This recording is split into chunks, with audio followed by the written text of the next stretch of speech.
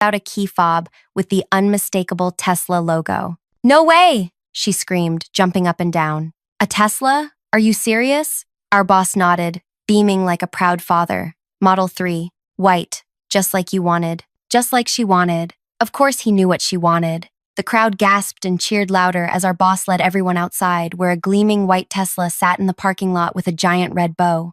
Emma was practically hyperventilating as she circled it, trailing her manicured fingers along its pristine surface. I stood frozen, gripping my champagne so tightly I thought the glass might shatter. 3 years of bringing in our largest accounts. 3 years of working until midnight. 3 years of skipped weekends and canceled plans. My portfolio had increased company revenue by 42% this year alone. And now, our boss announced, returning to the podium, for our other top performer. The spotlight found me, and suddenly everyone was looking. I straightened my shoulders and forced a smile. This was my moment, finally. Ashley has been with us for 3 years now, and her contribution has been significant.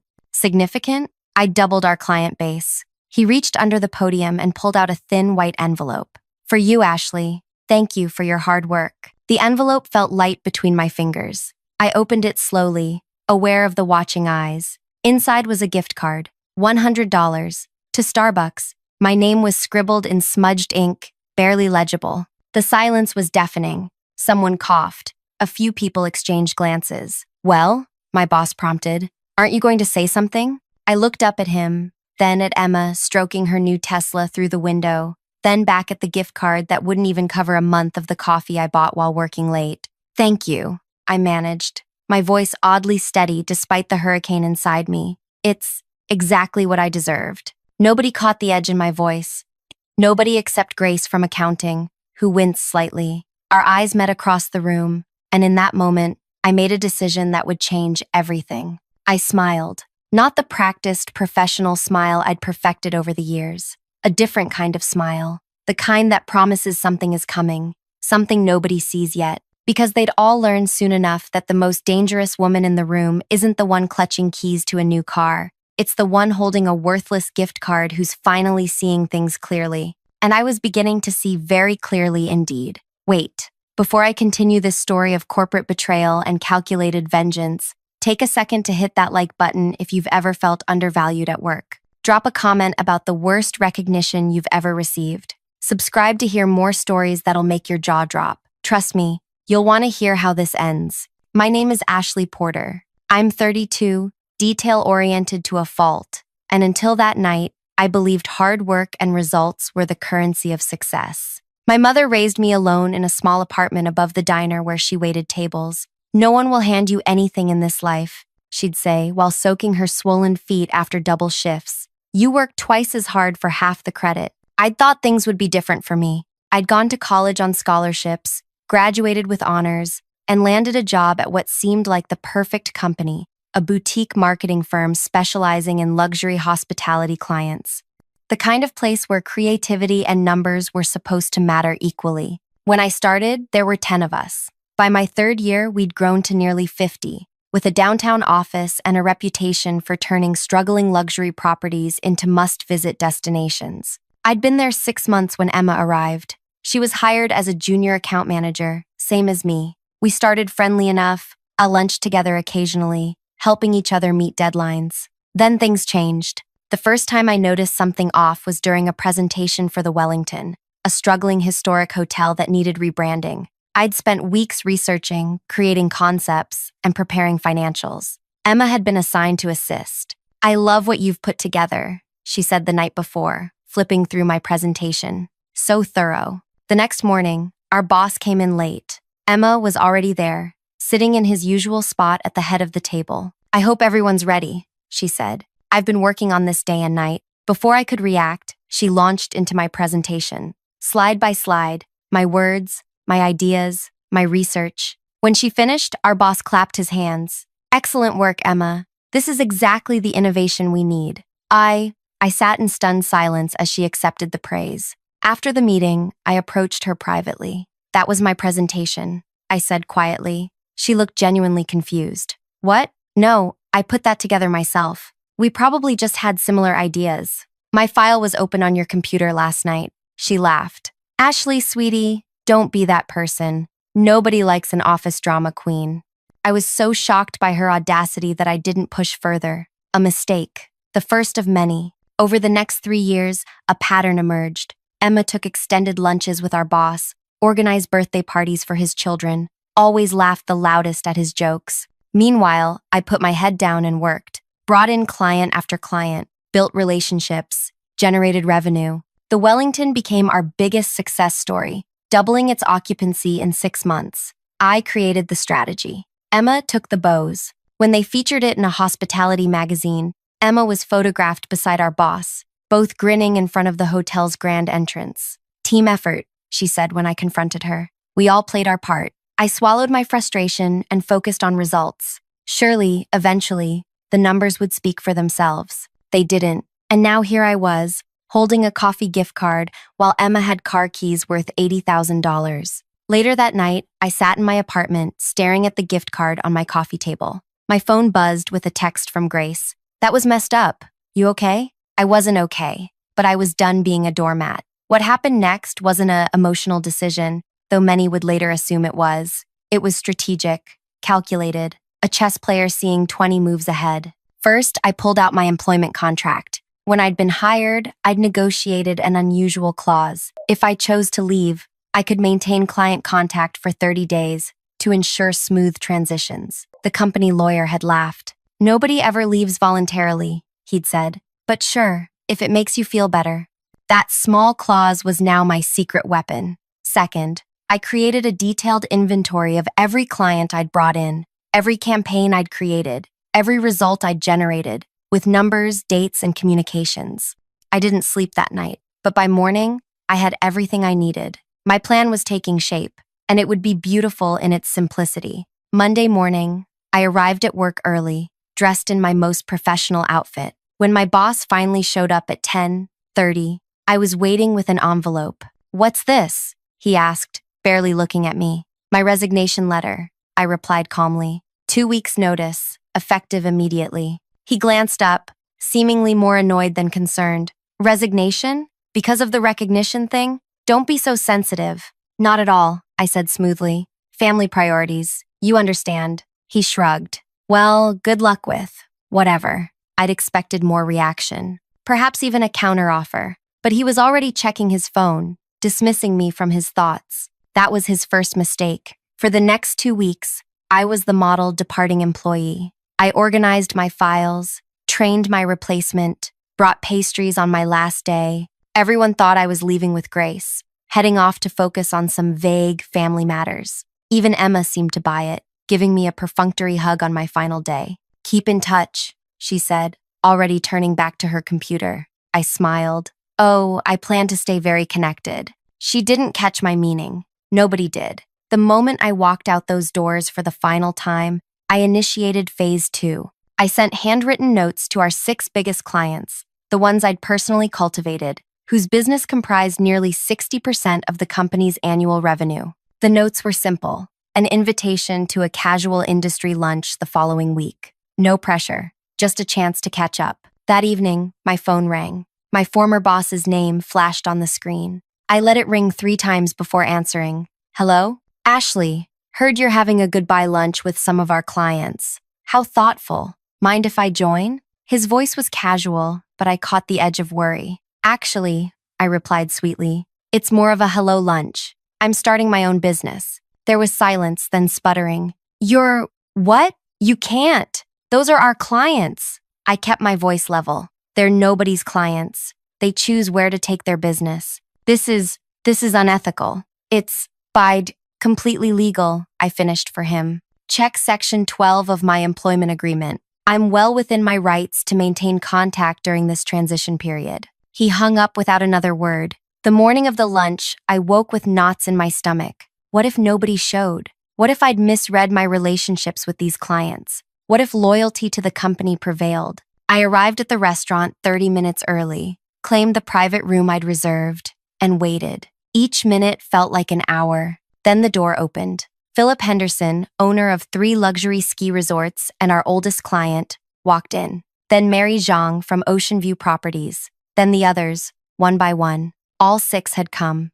As we settled in with drinks and appetizers, I felt a surge of confidence. Phase 2 was working perfectly. What I didn't know was that my former boss had his own plans in motion, plans that would test everything I thought I knew about business, loyalty, and justice. And the stakes were about to get much, much higher. I didn't pressure them at lunch. I simply laid out my vision, a boutique agency, providing the same expertise they'd come to value, but with more personalized attention, lower fees, and no corporate bloat. The truth is, I said, spreading my hands on the table, large agencies often end up charging premium rates to cover unnecessary overhead. Without fancy downtown offices and company cars to pay for, I can offer the same results at significantly better rates. Mary Jang, who ran Ocean View Properties, leaned forward. And it would just be you handling our accounts? Initially, yes, I said, which means you'd have my undivided attention. As we grow, I'll only bring on people who meet my standards for both ethics and excellence. Philip Henderson, normally reserved and cautious, tapped his water glass thoughtfully. Your work on the Wellington revitalization was exceptional. We all know that campaign was your creation.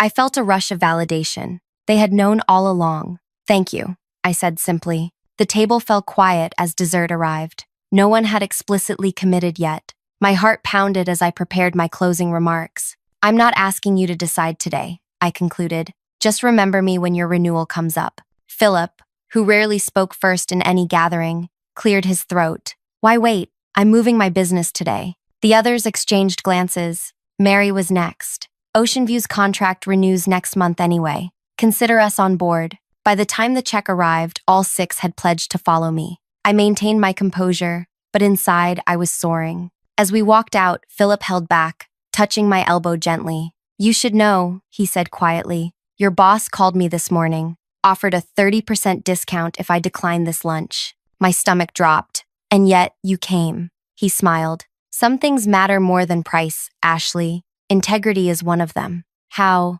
I hadn't anticipated my former boss would move so quickly, but it made sense. He wasn't stupid, just arrogant and short-sighted. Back in my apartment that evening, I allowed myself a small celebration. A glass of wine, a rare moment of pride. Phase 2 was complete. Then my phone exploded with notifications. First came the text from my former boss. Call me immediately. Then an email from Emma.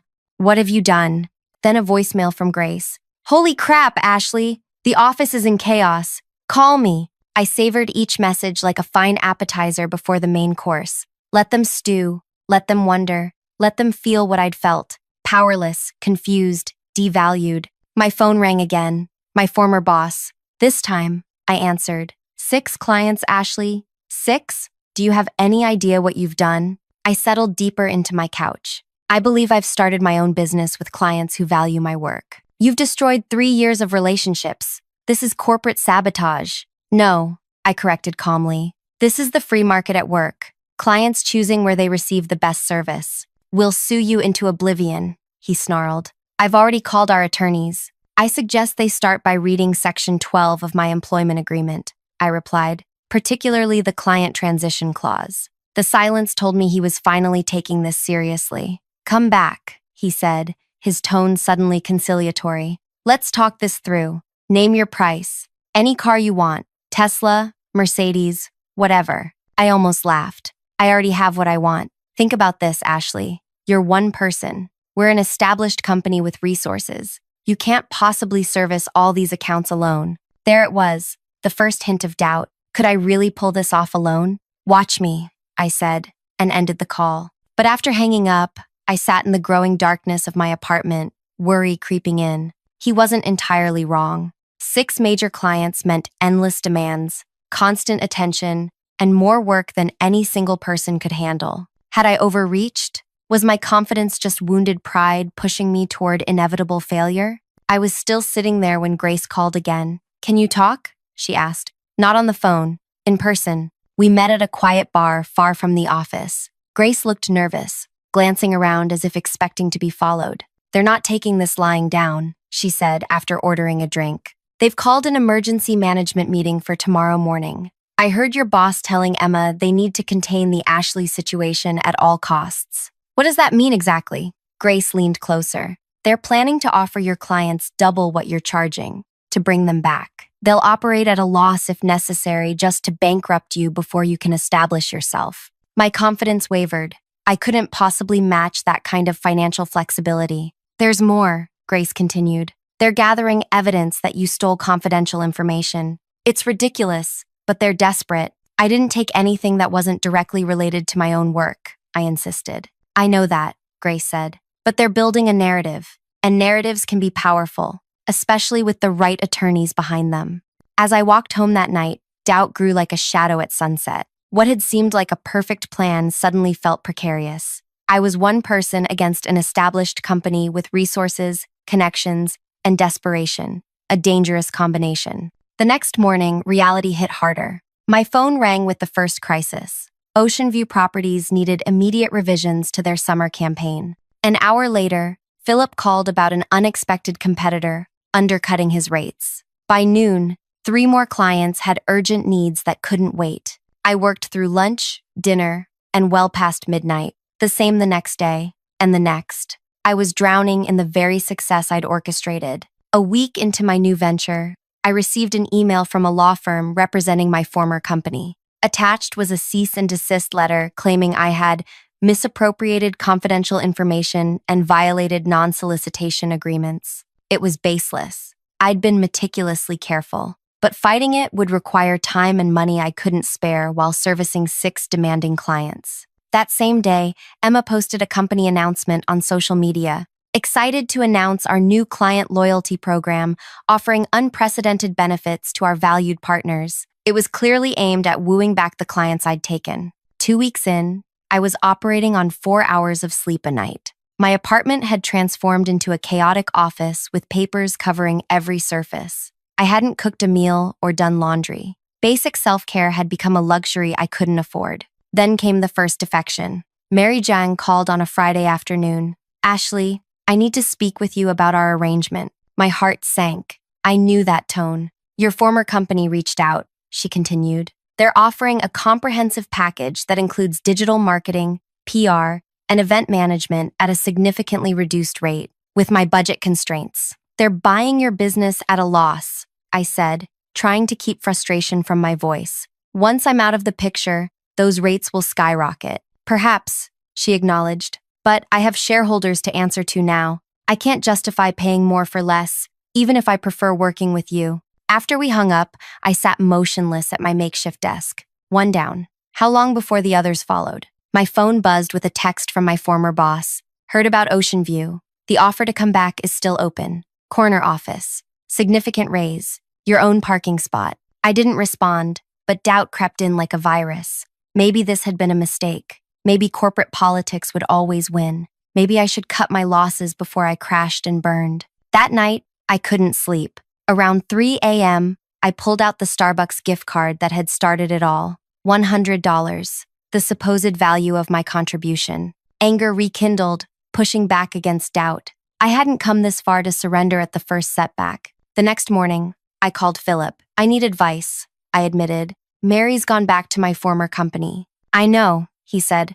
"They called me too." My stomach tightened, and I told them to take their offer and shove it someplace uncomfortable. He chuckled. "Ashley, did you really think we'd all jump ship because they're temporarily slashing prices?" "You have a business to run," I said. "It would make financial sense. Short term, perhaps, but I've been in business 30 years. I know a desperate play when I see one. More importantly, I know talent when I see it. The work you did for us increased bookings by 40%. That's worth a premium." Instander, relief washed over me. "Thank you. Don't thank me yet," he cautioned. "They're scared, which makes them dangerous. And you still have a fundamental problem. You can't do this alone." He was right. I needed help, but hiring staff required capital I didn't have. It was a classic catch-22. "What would you suggest?" I asked. "Strategic partnerships," he replied without hesitation. "Not employees, but other independent professionals who complement your skills.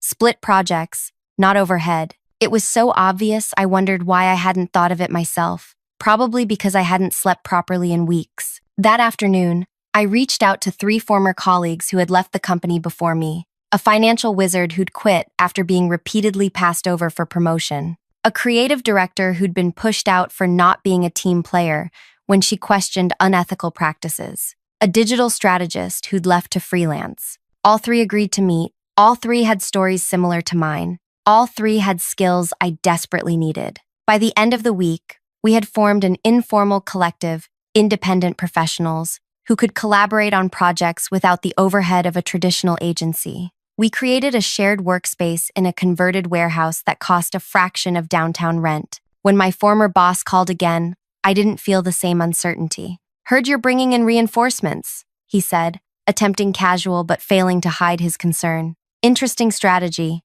Just adapting to client needs," I replied. "Those independent contractors will leave you the moment something better comes along," he warned. "They have no loyalty." "Perhaps," I acknowledged. "But then, loyalty seems to be in short supply these days, doesn't it?" And he changed tactics. "This has gone far enough, Ashley. We're preparing legal action. Last chance to come back and avoid an ugly situation. Read Section 12, I reminded him. "And while you're at it, check the client ownership clauses. You might find them educational." I hung up feeling stronger than I had in weeks. He was bluffing about legal action. My former company's own contracts were ironically my best protection. They were so focused on protecting the company from employees that they'd never considered the reverse. 3 months in, we weren't just surviving, we were thriving. My collective had grown to 7 independent professionals. We'd implemented Philip's strategy of profit sharing rather than traditional salaries, creating a team where everyone was personally invested in success. Even better,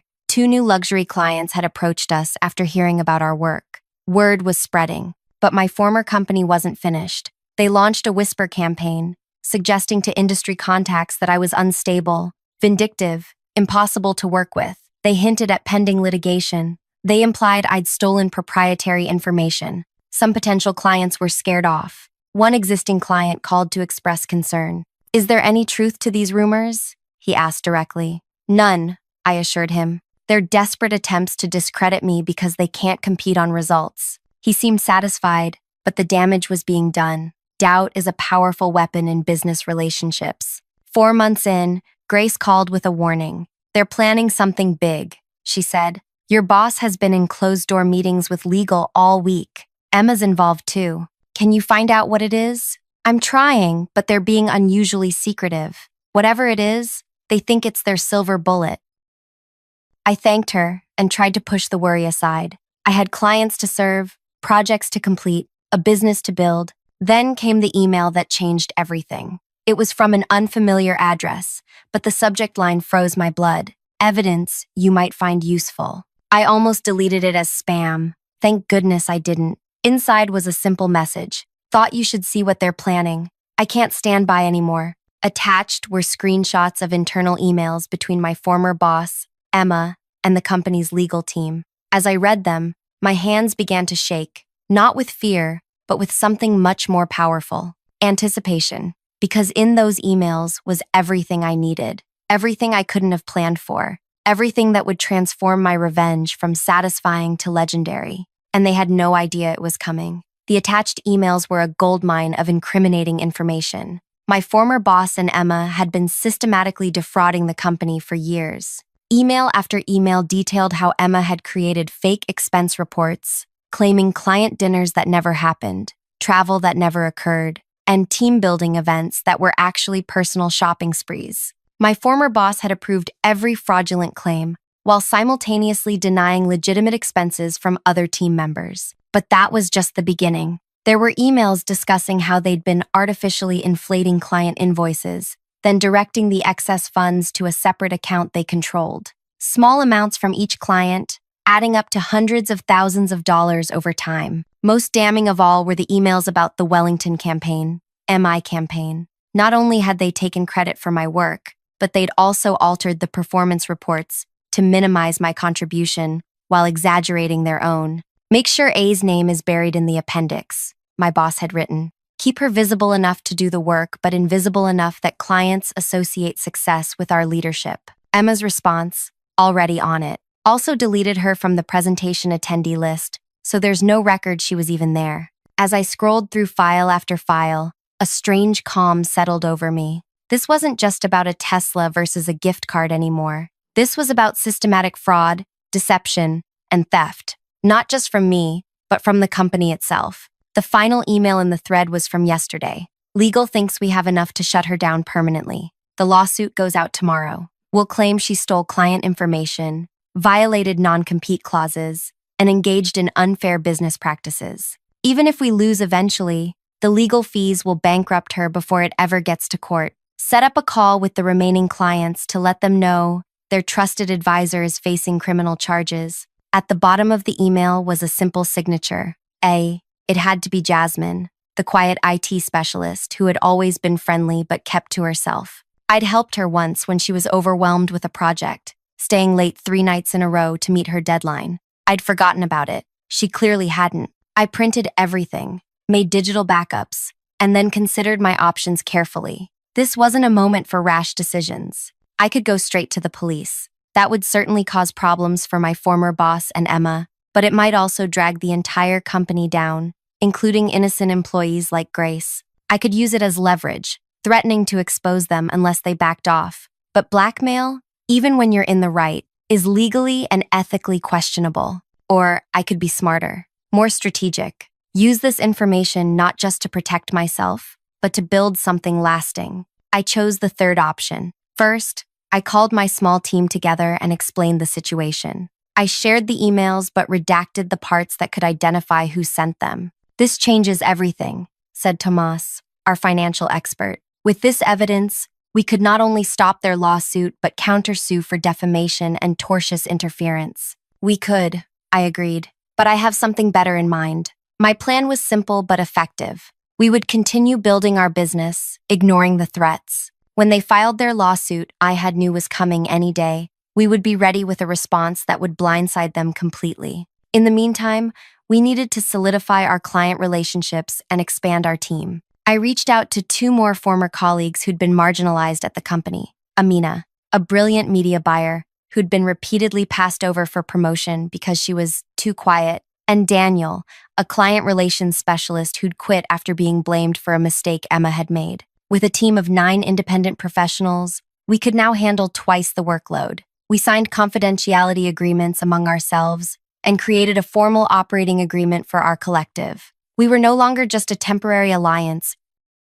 We were becoming a real company. 2 days later, it happened. A courier delivered a thick envelope containing a lawsuit, naming me as defendant in a case alleging theft of confidential information, client poaching, and unfair business practices. I called our attorney, a friend from college who specialized in business litigation. She reviewed the complaint and the evidence I'd received. They have no idea what's coming, do they? She said with a smile in her voice. Not a clue, I confirmed. We prepared our response carefully, making sure every detail was perfect. When the day came to file it with the court, I asked to deliver it personally. I wanted to see their faces. Their law firm occupied 3 floors of a downtown high-rise. I wore my most professional outfit and carried a sleek leather portfolio containing our response to their lawsuit. The receptionist directed me to a conference room where my former boss, Emma, and 2 attorneys waited. My former boss looked smug.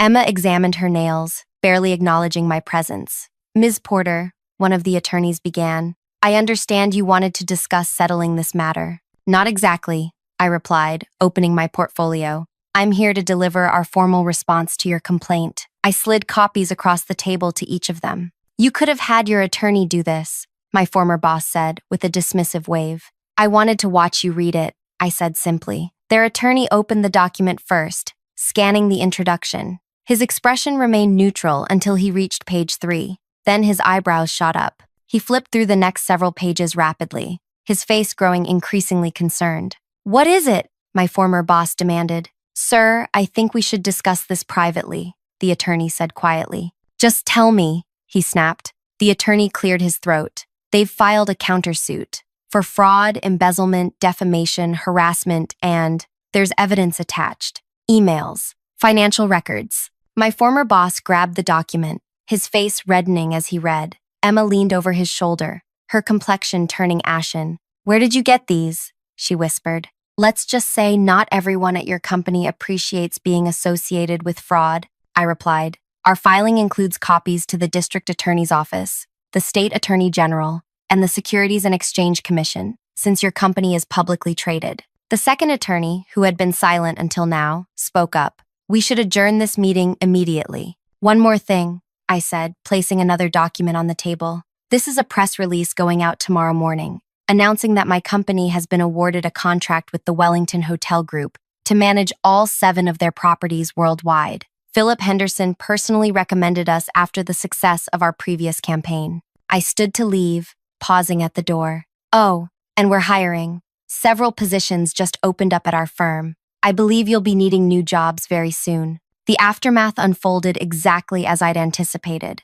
The lawsuit against me was withdrawn by the end of the day. Within a week, both my former boss and Emma were placed on administrative leave pending investigation. 3 weeks later, they were fired for cause. No severance, no references, no golden parachutes. The company's board reached out to me directly, asking for a meeting. I agreed, but on my terms. The meeting would be at my office, not theirs. When the day arrived, 3 board members entered our converted warehouse space. They looked out of place among our modern, minimalist decor and collaborative workspace. No corner offices here, no status symbols, just smart people doing exceptional work. Impressive operation, the board chair said, looking around. You've built this in just 5 months? When you focus on talent instead of appearances, it's amazing what you can accomplish. I replied. They'd come with an offer. They wanted to acquire my company, rolling our team and clients back into their organization. They promised autonomy, resources, and recognition. We've recognized the cultural issues that led to your departure, the chair explained. We're committed to restructuring. For what amount? I asked. The number they suggested was substantial, enough that I could have retired comfortably at 32. I appreciate the offer, I said after pretending to consider it, but we're not for sale. They looked genuinely surprised. May I ask why not? I gestured around the room where my team was working. Because we're building something based on values your company never understood. Fairness, transparency, and genuine appreciation for talent. We're proving you don't need fancy offices or company cars to deliver exceptional results. Just good people, treated well. We could offer more, another board member suggested. It's not about the money, I said. It never was. After they left, my team gathered around. We'd all heard the offer. We'd all heard me decline what would have been life-changing money for each of us. Are you sure? Tomas asked. That was a serious offer. I nodded. We're just getting started. In a year, they'll wish they'd offered twice as much. He smiled. Then, I guess we better get back to work. 6 months later, we moved into a new office. Not downtown, but in a renovated industrial building with abundant natural light, collaborative spaces, and a rooftop garden. Every team member had contributed to the design, creating a space that reflected our values. On our first day in the new space, I gathered everyone together. We'd grown to 17 team members, all working on a profit-sharing model that meant everyone had skin in the game. I have something to show you, I said, unveiling a framed object on the wall. It was the Starbucks gift card, mounted against a background of black velvet. Beneath it was a small brass plate engraved with the words, "Know your worth." Grace, who had joined us 3 months earlier after my former company downsized her department, raised her glass of champagne. To knowing your worth. And to coffee, Tomas added with a grin, which, ironically, this card has never purchased. Everyone laughed. I looked around at these talented people who had taken a chance on a new vision, who had trusted me when I asked them to turn down acquisition offers and keep building. And I felt something more satisfying than revenge. Vindication. I still check industry news occasionally. My former boss now works at a much smaller agency in a junior position. Apparently, fraud allegations make finding executive jobs difficult. Emma tried to start her own consulting business but couldn't attract clients. Last I heard, she had to sell the Tesla to cover legal fees. As for me, I drive a practical hybrid, not because I can't afford better, but because I'd rather invest in the people who make our success possible. We now have a program that helps team members buy homes, providing interest-free loans for down payments. We offer 6 months of paid parental leave. We close the office for 2 weeks each year so everyone can truly disconnect. Our client list has tripled. Our revenue has quadrupled. And every new team member gets the same tour I give prospective clients, ending at the framed gift card. What's the story there? They inevitably ask. Just a reminder, I always reply. Sometimes being undervalued is the universe telling you it's time to value yourself. And Deska Spadev, if you've ever been overlooked, underpaid, or unappreciated, remember this. Your worth isn't determined by someone else's inability to see your value. Sometimes the best revenge isn't getting even, it's getting ahead, building something better, and bringing good people along with you. Drop a comment if you've ever had a boss who didn't appreciate you. Like this video if you found your own way to succeed despite the doubters. And subscribe for more stories about turning life's disappointments into your greatest opportunities. Because the best comebacks aren't just about proving others wrong, they're about proving yourself right.